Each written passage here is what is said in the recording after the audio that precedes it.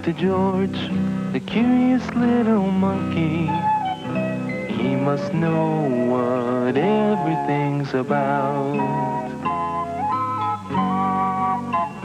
Curious George, the curious little monkey.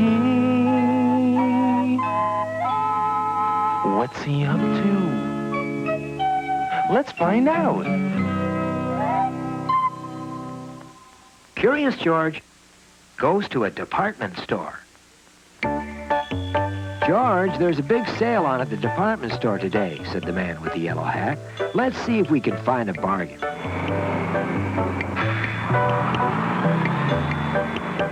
I'm going down to the basement, said the man.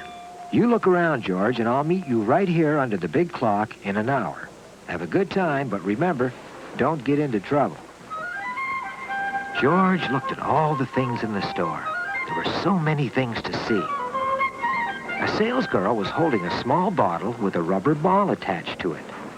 Try this perfume, madam, she said to a lady in a big fur coat. It has a nice smell. The lady squeezed the ball and sniffed the perfume. George also had a sniff. Smelled like flowers. There were 4 more bottles just like the first one.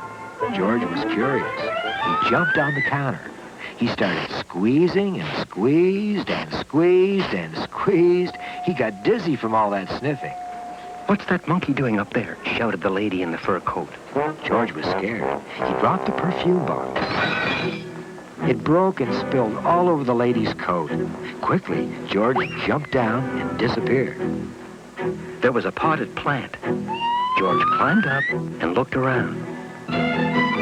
A lot of boxes were on top of some shelves. What was inside?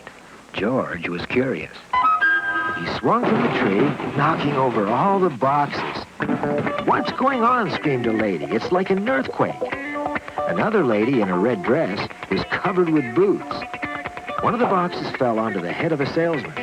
He did it, shouted the lady, pointing at George. George jumped down and ran to the escalators.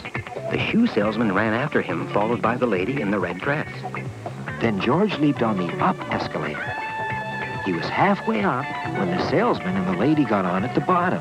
Catch him, they cried. How good that George was a monkey. He jumped from the up escalator onto the down one. Now they couldn't catch him. He waved goodbye to the salesman and the lady as he passed them. He was safe. The escalator took him all the way down to the basement. Maybe he could find his friend down here. He looked around. There was a salesgirl showing how a carpet sweeper worked. She threw some small pieces of paper on the carpet, then went over them with the sweeper.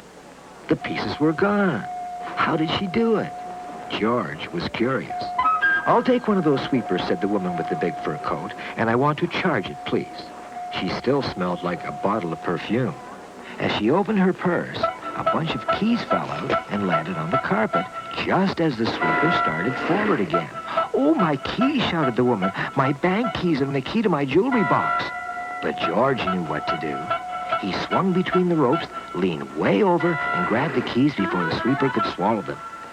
Just then, the shoe salesman and the lady in the red dress had finally caught up with George.